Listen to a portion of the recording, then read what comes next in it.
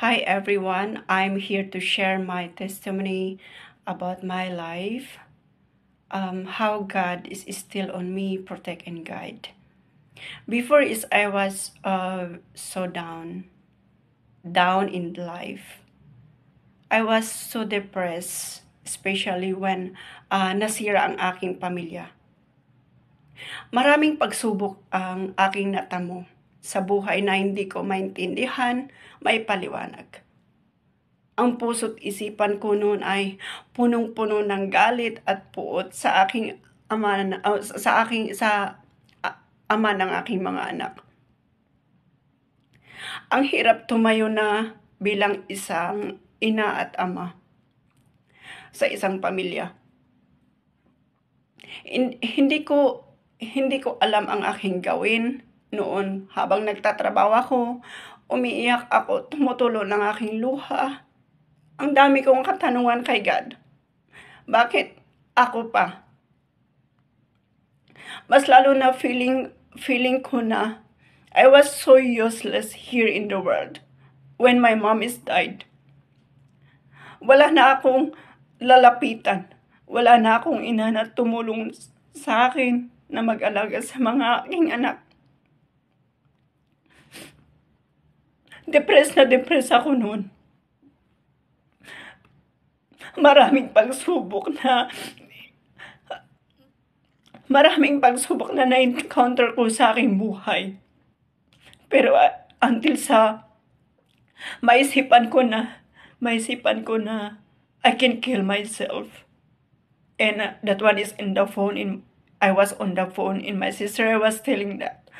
And my sister just called me. Bakit ko sisirain ang aking buhay sa walang kwentang bagay? Umiiyak ako na pinipilit lumalaban para sa aking mga anak. Hindi ko pinapakita na nadidepress ako. Hanggang sa itinoon ko ang aking sarili na makisali sa mga sports. Maglaro ng basketball, volleyball, hiking, and so on. So hindi na ako pumupunta sa simbahan. But my faith in God is still on me. One time, may isa akong kaibigan na nagyaya sa akin na pumunta sa simbahan. So I was joined at Sundays. So, naging active na naman ako na sa pagkanta, paghawak ng instrumento. So, tuloy di ako pumupunta sa simbahan. Wala na naman akong gana na pupunta sa church. Hanggang sa bumalik na naman ako sa dating gawain na maglaro. Minsan, makisama sa mga kaibigan na iinom para lang makalimot.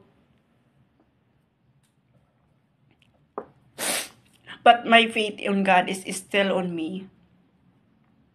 So hanggang sa ganun kasiyahan, pero hindi ko pa rin ma-feel yung tunay na saya.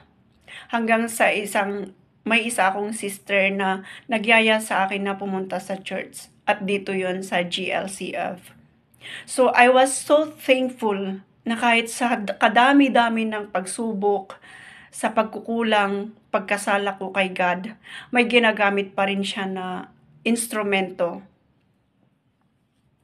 para bumalik ako ulit sa Kanya. So, I was so thankful at nabilong ako na naman dito sa simbahan na ito. So, lahat-lahat yan, pasasalamat ko kay God.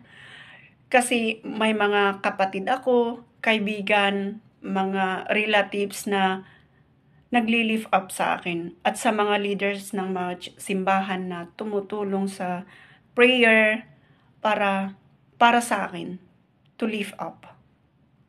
I was so thankful and I was so thank you to share my testimony. So hoping for a forward. Yeah, hoping looking forward. So I was so thankful. So I was encouraged to everyone, as same as me, na kahit na nagkasala, but we still have a faith on God, even na kahit marami tayong pagsubok na nai-encounter, is still fight by the God to guide and protect us, or guide to everything. And thank you.